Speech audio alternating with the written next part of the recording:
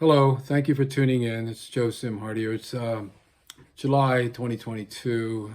I'm going to talk about something a little bit personal here. My sister passed away in May after quite a long battle with pancreatic cancer. Prior to her diagnosis over a year ago, well over a year ago, she was quite vibrant, seemed healthy, certainly seemed to be on the road to outlive me, and I'm 5 years older than her. She was just 69. So in the middle of her struggle with this problem and treatment, she came to me and said she had gone to the Padre Pio Center in Barto, Pennsylvania. It's about 7 miles from her home. And it's quite a large center that was established about 20 years ago or a little more. And it's got many acres, a large chapel with maybe 200 seats, lots of statuary, a large museum with history and relics dedicated to Padre Pio. And there's a area where you can light votive candles. There's many hundreds of them.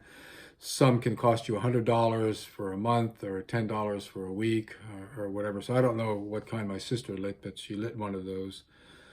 There's a hospitality center. There's lots of room for buses, so tours come down there. So I decided to visit it for the second time just a few weeks ago.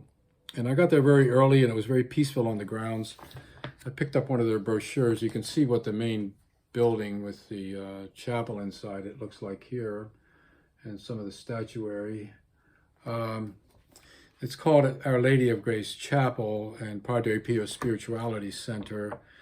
You see statues of Padre Pio everywhere on the grounds. Here he is with a life-size bronze with some children. And here's a very large portrait of him in one of the hallways. Everywhere there's Pio. And there's also, seems to be emphasis on Saint Michael. Several statues and a large painting of Saint Michael, the Archangel, defeating Satan. And I'll point out it's a white Saint Michael and a dark Satan, which is quite controversial in Africa, for instance, that rendition. The Padre Pio Center struck me as something which is more relegated to pre-Vatican II reforms, where the church tried to clean up this elaborate iconography and sometimes garish devotional icons to different saints. For instance, like these red hearts, depictions of Mary and Jesus, the Sacred Hearts. Some people find them creepy, and other people find them quite holy and revealing and sacred. In any case, when my sister asked me, told me about the lighting a votive candle for her healing, I kind of didn't know what to say. In my skeptical mind, even though I understand that kind of devotion, she looked at me and said, well, don't you think it'll work? And, right away I had to think of an answer. And I said, well, I don't know if the saint is going to do it, but I think it's between you and God.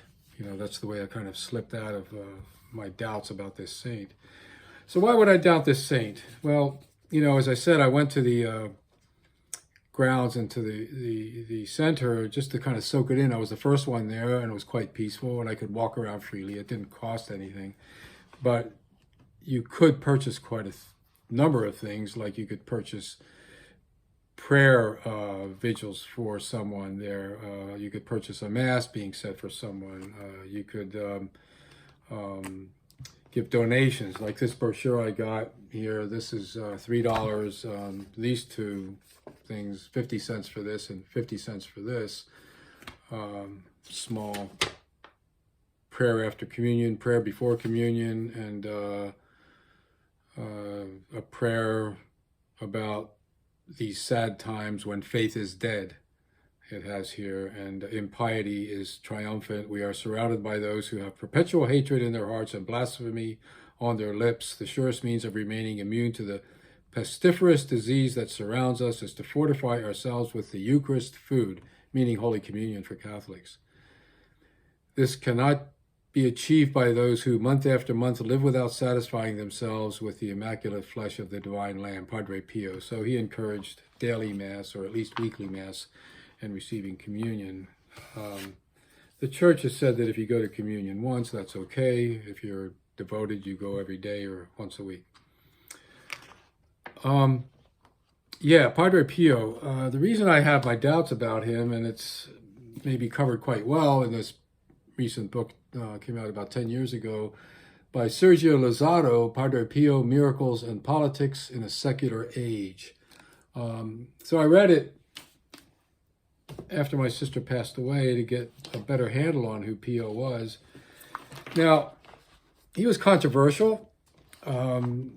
Early in the 1920s, he gave his blessing to fascism and Mussolini, and most of his followers supported that movement prior to World War II. Of course, many of them regretted it, depending on what happened, but Pio wasn't very prescient as to what might happen when he gave his blessing.